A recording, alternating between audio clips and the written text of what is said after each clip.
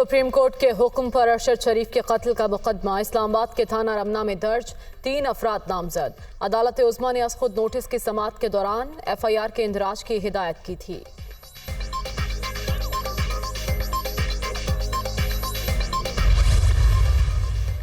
Army chief का जिला खैबर की वादी तीरा का दौरा, सिपा सालार ने पाक अफगान सरहद पर तैनात जवानों के साथ वक्त गुजारा, हौसले और पेशा वराना सलाहियतों की तारीफ। और क़ब्ल वक्त इलेक्शन होंगे, ना कोई दबाव कबूल किया जाएगा।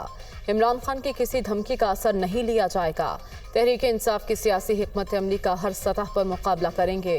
वज़ीर आज़म शहबाज शरीफ और मौलाना फजल रहमान की मुलाकात में इत्तफाक।